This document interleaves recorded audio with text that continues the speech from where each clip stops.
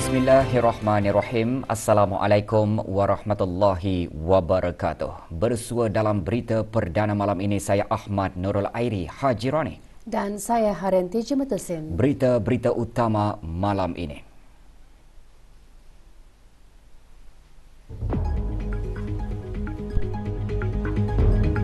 Kebawah Duli Yang Maha Mulia Paduka Seri Baginda Sultan dan Yang di-Pertuan Negara Brunei Darussalam dan Naib Presiden Republik Rakyat China berbincang secara meluas mengenai hubungan dua hala yang berada di tahap sangat baik.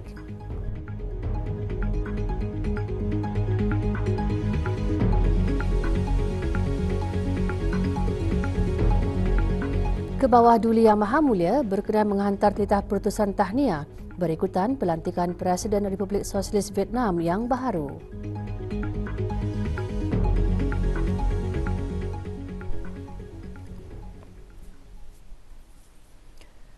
Kebawah Duli Yang Maha Mulia Paduka Seri Baginda Sultan Haji Hassanal Bolkiah Ma'izzuddin Wad Daulah Ibni Almarhum Sultan Haji Omar Ali Saifuddin Sadul Khairi Waddin Sultan dan Yang di-Pertuan Negara Brunei Darussalam petang tadi berkenan menerima menghadap Tuan Yang Terutama Han Zheng, Naib Presiden Republik Rakyat China.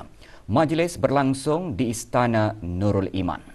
Ini merupakan lawatan rasmi Tuan Yang Terutama ke negara Brunei Darussalam buat julung kalinya sejak dilantik sebagai Naib Presiden Republik Rakyat China.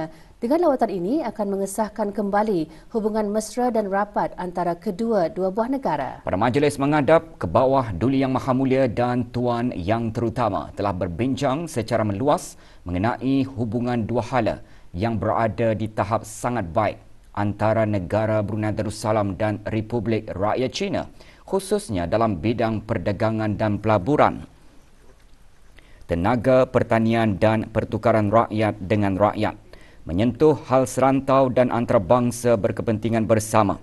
Baginda dan Tuan Yang Terutama juga bersetuju terhadap keperluan untuk kerjasama lebih rapat demi kepentingan bersama.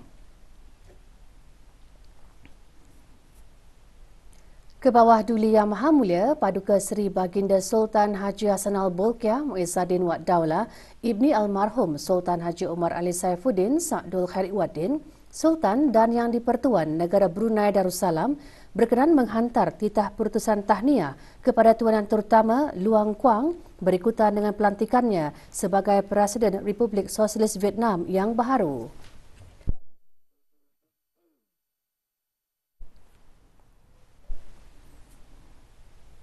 Duli Yang Teramat Mulia Paduka Seri Pangeran Muda Mahkota Pangeran Muda Haji Muhtadi Billah Ibni Kebawah Duli Yang Maha Mulia Paduka Seri Baginda Sultan Haji Hassanal Bolkiah Ma'izzuddin Wad Daulah Menteri Kanan di Jabatan Perdana Menteri berkenan menerima menghadap Tuan Yang Terutama Han Zheng, Naib Presiden Republik Rakyat China. Majlis menghadap berlangsung pagi tadi di Kasar Al-Mizan. Berangkat sama ke majlis santap tengah hari Yang Teramat Mulia Paduka Seri Pengiran Anak Puteri Hajah Masna binti Almarhum Sultan Haji Omar Ali Saifuddin Sadul Khairi Waddin, Ambassador Large di Kementerian Hal Ehwal Luar Negeri. Duli Yang Teramat Mulia berkenan menerima menghadap Tuan Yang Terutama. Selepas majlis menghadap, Duli Yang Teramat Mulia berangkat bersama Tuan Yang Terutama bagi majlis santap tengah hari.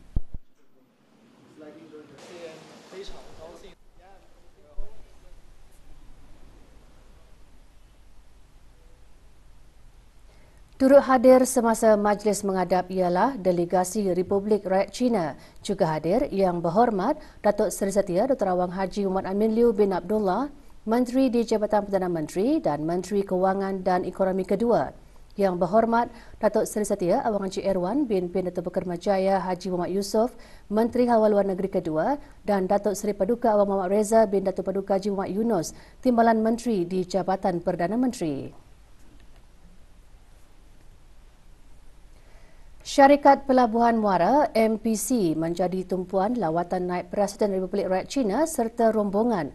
Lawatan yang diadakan pagi tadi mempamerkan kepentingan kerjasama yang berterusan antara negara Brunei Darussalam dan China selain mengongsikan pembangunan sektor maritim negara. Ketibaan Tuan Yang Terutama Han Zheng dialalukan oleh Dr. Dayang Haji Hamid Faizah binti Haji Ahmad Arifin, Setiausaha Tetap Ekonomi Perdagangan dan Industri di Kementerian Kewangan dan Ekonomi.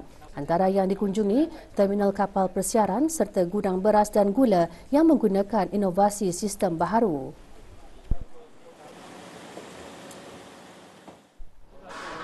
Petang tadi, Tuan Yang Terutama dan rombongan meneruskan lawatan ke Pusat Sejarah Brunei di Ibu Negara. Rombongan dialalukan oleh Pangeran Haji Muhammad Hasnan bin Piraja Ali Hassan, Setiausaha Tetap Kebudayaan, Kementerian Kebudayaan Belia dan Sukan.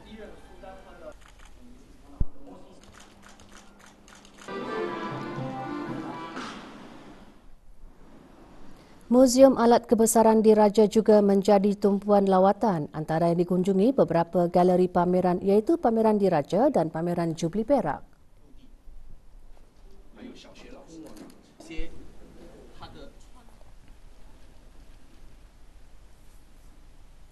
Delegasi Majlis Mesyuarat Negara menghadiri Perhimpunan Agung Perhimpunan Antara Parlimen ASEAN AIPA ke-45 yang diadakan pada 18 hingga 22 Oktober di Vientiane, Republik Demokratik Rakyat Lao.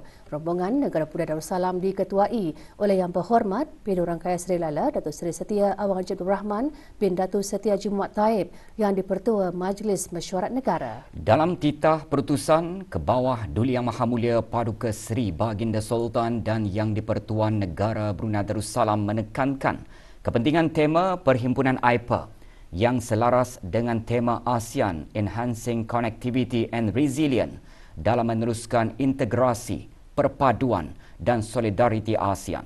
Baginda turut menggariskan bahawa visi komuniti ASEAN adalah bagi mewujudkan ASEAN yang lebih berdaya tahan, inovatif dan berpaksikan rakyat yang berfokuskan kepada pembangunan infrastruktur, pengurangan jurang pembangunan serta integrasi ekonomi dan pertukaran antara rakyat. Baginda turut menekankan peranan penting Parlimen dalam menyokong dan membentuk komuniti ASEAN yang berasaskan peraturan dan berteraskan rakyat. Negara Brunei Darussalam kekal komited dalam menyokong usaha AIPA dan yakin bahawa peranan ahli Parlimen AIPA akan terus menjadi komponen penting dalam memajukan kerjasama serantau untuk kesejahteraan dan kemakmuran bersama.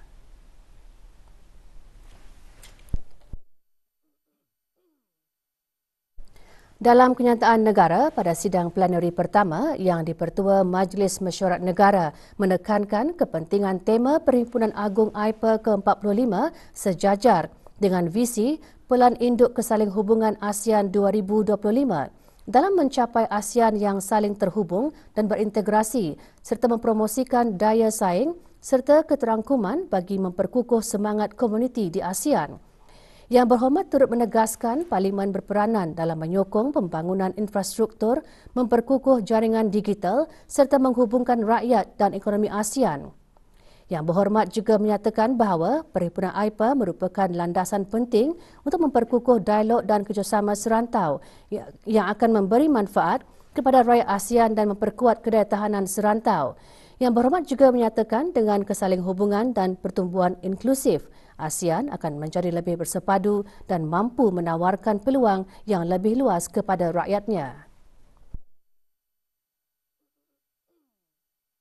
Perasmian Perhimpunan Agung AIPA ke-45 disempurnakan oleh Tuan Yang Terutama Thong Lun Sisolis, Presiden Republik Demokratik Rakyat Lao. Dalam ucapan perasmiannya, Tuan Yang Terutama menekankan AIPA mempunyai peranan penting dalam memperkukuhkan kerjasama ASEAN melalui penggubalan undang-undang dan pengesahan perjanjian antarabangsa yang akan sama-sama membantu membina komuniti ASEAN yang lebih kuat, bersatu dan terbuka. Tuan Yang Terutama turut menekankan keperluan bagi mengurangkan jurang pembangunan dan meningkatkan kesejahteraan rakyat di seluruh rantau. Sementara itu, Tuan Yang Terutama Se Somphon Phomvihan, Presiden Dewan Rakyat Republik Demokratik Rakyat Lao selaku Presiden AIPA dalam ucap tamannya menegaskan Perhimpunan Agung AIPA adalah landasan penting untuk Parlimen negara-negara ASEAN membincangkan cabaran bersama khususnya dalam konteks isu kritikal serantau dan antarabangsa seperti perubahan iklim, krisis ekonomi dan ketidakstabilan keselamatan. Tuan Yang Terutama turut menekankan peranan penting Parlimen dalam membina ekonomi yang kukuh dan saksama serta memperkukuh hubungan ASEAN dengan rakan luarnya untuk memastikan kemajuan bersama. Perhimpunan Agung AIPA berlangsung selama 5 hari dalam membincangkan pelbagai isu yang menjadi kepentingan dan keprihatinan bersama Parlimen-Parlimen negara ASEAN di bawah Komiti Politik Ekonomi Sosial Organisasi, Ahli Parlimen Wanita dan Ahli Parlimen Muda.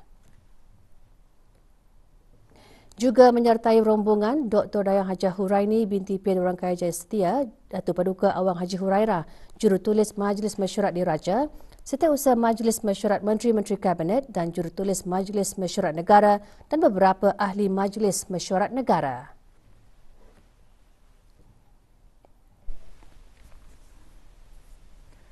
Sementara itu, ke arah usaha memperkukuh hubungan diplomatik serta mempertingkatkan peranan Parlimen dalam menangani cabaran serantau melalui dialog dan kerjasama erat antara negara-negara ASEAN. Yang Berhormat Pihin Orang Kaya Sri Lela Dato' Seri Setia Awang Haji Abdul Rahman bin Dato' Setia Haji Muhammad Taib yang di-Pertua Majlis Mesyuarat Negara mengadakan kunjungan hormat dan mesyuarat dua hala secara berasingan bersama Yang Berhormat Tan Sri Dato' Dr. Johari bin Abdul yang di-Pertua Dewan Rakyat Malaysia, Tuan Yang Terutama Siah Kian Peng, Speaker Parlimen Singapura, dan Tuan Yang Terutama Wan Muhammad Nur Mata, Presiden Dewan Rakyat Thailand sempena Perhimpunan Agung AIPA ke-45. Dalam pertemuan dengan Yang di-Pertua Dewan Rakyat Malaysia, Yang di-Pertua Majlis Mesyuarat Negara telah menyampaikan ucapan tahniah atas pelantikannya sebagai Presiden AIPA dan negara Malaysia selaku tuan rumah Perhimpunan Agung AIPA bagi tahun 2025. Yang Berhormat Pihin Orang Kaya Sri Lela Dato' Seri Setia Awang Haji Abdul Rahman menyatakan kesediaan negara Brunei Darussalam untuk memberikan sokongan penuh dan menyentuh kerjasama pembangunan generasi muda melalui inisiatif seperti program Parlimen Belia dan program pertukaran pelajar. Kedua-dua pihak juga membincangkan pertukaran amalan terbaik dalam penambahbaikan Parlimen. Manakala semasa kunjungan hormat bersama Speaker Parlimen Singapura dan Presiden Dewan Rakyat Thailand turut membincangkan usaha untuk memperkukuhkan kesaling hubungan serantau dan kolaborasi antara Parlimen negara-negara ASEAN.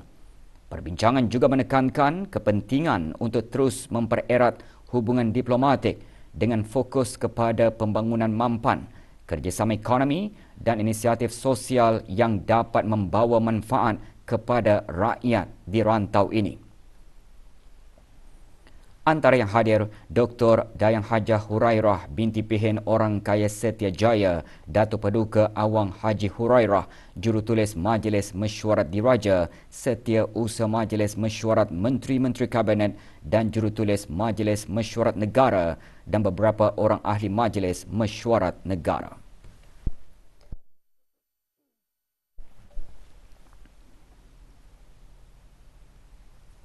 Rangka Kerja Tindakan Keselamatan Kesihatan Asia Pasifik mengetengahkan tindakan kolektif dengan mempraktikkan pendekatan pelbagai hala. Perincian mengenai bahan beritanya selepas ini.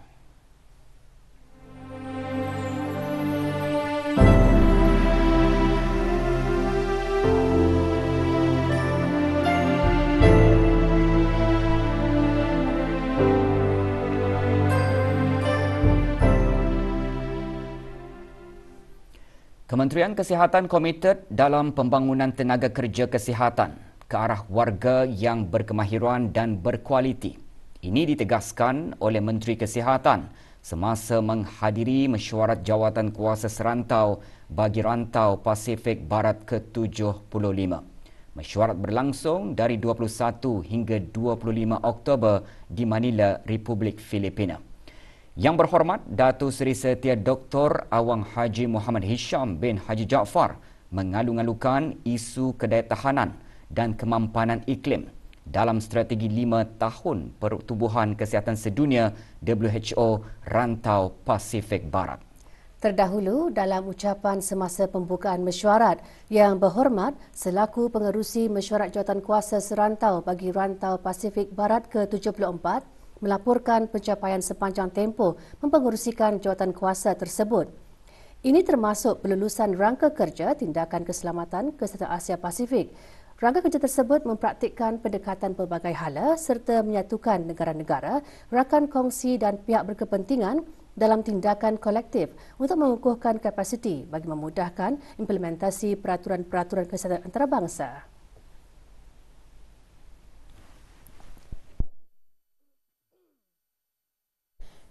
Pada mesyuarat berkenaan, Menteri Kesihatan mengesyorkan agar pihak WHO meneruskan kerjasama dan bantuan teknikal kepada negara-negara ahli. Yang berhormat juga mengalalukan isu kedaertahanan dan kemampanan iklim dalam strategi 5 tahun WHO bagi rantau Pasifik Barat. Mesyuarat tahunan ini juga membincangkan isu teknikal yang diketengahkan, antaranya meneliti ketahanan kemudahan penjagaan kesihatan terhadap perubahan iklim, meneroka penjagaan kesihatan asasi yang transformatif dan kaedah dalam memperkukuh kesihatan oral. Mesyuarat tahunan ini membincangkan isu kesihatan semasa, dasar, program-program dan hala tuju masa depan WHO Rantau Pasifik Barat.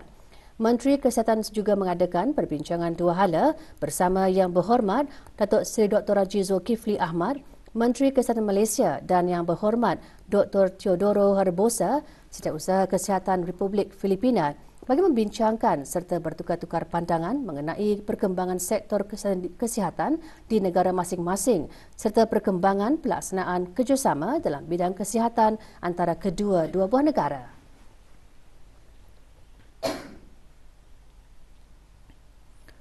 Semua pihak, terutamanya golongan belia, bertanggungjawab dalam sama-sama menyebarkan kesedaran mengenai kesihatan mental dan gaya hidup positif. Perkara tersebut antara yang dibincangkan semasa forum daerah-daerah sempena Majlis Ilmu bagi daerah Tutong. Acara berlangsung pagi tadi di Dewan Mahat Islam Brunei, daerah Tutong.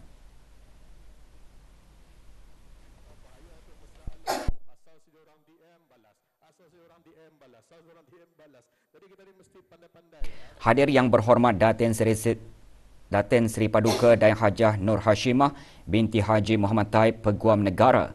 Forum bertujuan meningkatkan kesedaran, pemahaman serta mendorong tindakan proaktif dalam menghadapi cabaran kesihatan mental dalam masyarakat.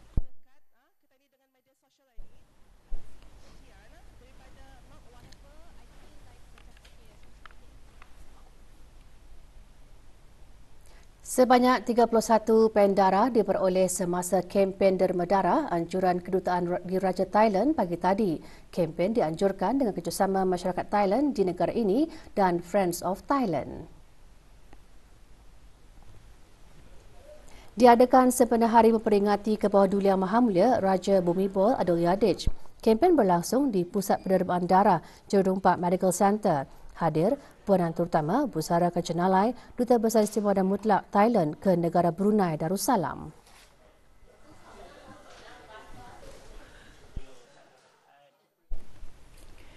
Institusi Pendidikan dan Latihan Teknikal dan Vokasional TVET perlu menerapkan kemampanan dalam program yang ditawarkan. Ia termasuk menyediakan pelajar dengan kemahiran teknologi dan digital selain kemahiran teknikal tradisional.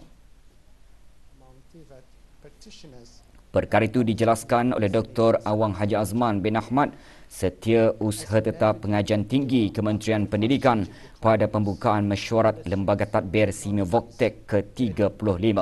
Mesyuarat seumpamanya merupakan forum penting bagi SIMA Voktek untuk membentangkan pencapaian dan perkembangan 2023-2024 dan menggariskan inisiatif strategik untuk tahun fiskal yang akan datang. Orang ramai disaran untuk mengambil langkah-langkah awal akan kejadian cuaca aktif yang diramal berlaku. Jabatan Kaji Cuaca Brunei Darussalam memaklumkan ribut tropika Trami dikesan di kawasan berdekatan Filipina, iaitu sekitar 1,600 km dari negara Brunei Darussalam dan diramal bergerak ke arah barat menuju ke Laut Cina Selatan. Bagaimanapun, ribut tropika Trami dijangka mempengaruhi secara tidak langsung keadaan cuaca negara. Keadaan berangin dijangka berlaku bagi beberapa hari akan datang dengan hujan berpotensi berlaku terutama kawasan laut dan pesisiran. Kelajuan angin dijangka meningkat sehingga 60 km sejam semasa atau dekat hujan lebat.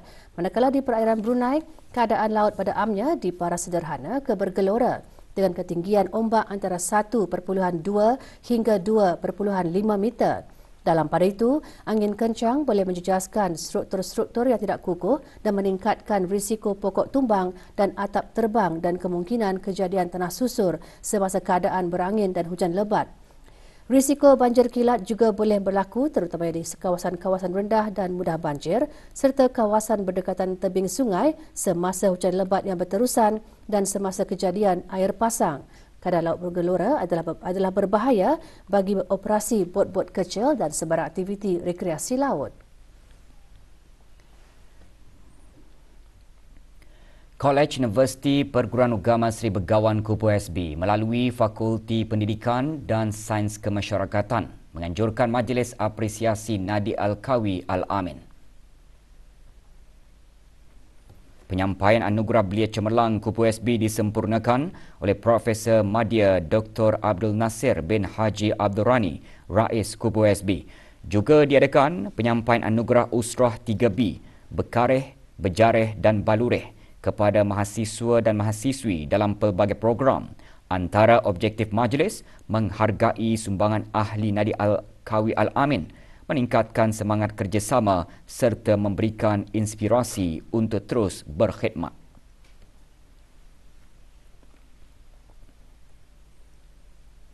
Kementerian Kesihatan menerima lebih 70 kain penutup penyusuan anak damit daripada Jawatankuasa Kanak-Kanak Sihat WI di bawah Jawatankuasa Perayaan Ulang Tahun Hari Keputeraan Kebahadulian Mahamulia ke-78. Penyerahannya diadakan petang tadi di Jabatan Daerah Brunei dan Muara. Kain penutup penyusuan anak damit diserahkan kepada Dr. Hajar Rafidah binti Haji Garif, pemangku Timbalan Setiausaha Tetap Profesional di Kementerian Kesihatan oleh Datin Hajar Masni binti Haji Muhammad Ali, pengerusi bersama WI.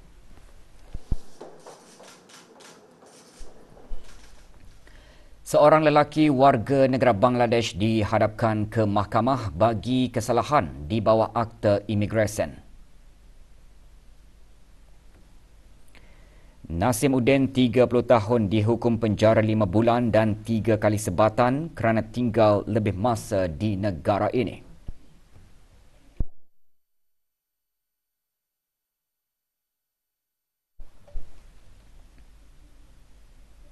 Tiga warga negara asing ditahan dan dibawa ke bahagian penguatkuasa undang-undang bagi setan lanjut. Tahanan dibuat hasil operasi kabat yang dilaksanakan oleh Jabatan Imigresen dan Pendaftaran Kebangsaan melalui bahagian penguatkuasa undang-undang Cawangan, Kuala Belait. Operasi menyasarkan rumah pekerja asing di Mukim Liang. Hasil operasi, 2 daripadanya dipercayai tinggal lebih masa di negara ini setelah PAS Imigresen Mansur. Manakala seorang lagi dipercayai memberikan perlindungan kepada pesalah-pesalah imigresen. 22 pegawai teknikal kejohanan Liga Super Sepak Takraw Perbadanan Tabung Amanah Islam Brunei Taib 2024 mengikuti refresher course. Liga Super Sepak Takraw Taib 2024 merupakan anjuran kali kedua Persatuan Sepak Takraw Brunei Darussalam Pesta Baru dengan kerjasama Jabatan Belia dan Sukan, Kementerian Kebudayaan Belia dan Sukan dan Perbadanan Taib selaku penaja utama Liga. Hadir Awang Haji Muhammad Rosfazila bin Haji Yusli, pemangku pengarah Belia dan Sukan. Kursus merupakan persiapan jawatankuasa bagi penganjuran Liga Super Sepak Takraw Taib 2024 yang akan diadakan 6 minggu bermula 27 Oktober. Kursus diadakan semalam di Stadium Tertutup Kompleks Sukan Negara Hasnal Bolkiah.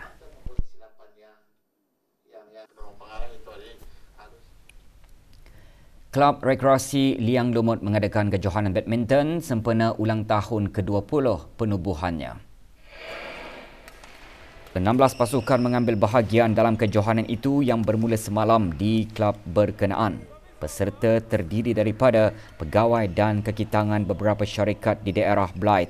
Dikelolakan bersama Persatuan Badminton Cawangan Daerah Belait, kejohanan dijadual berlangsung sehingga 15 November.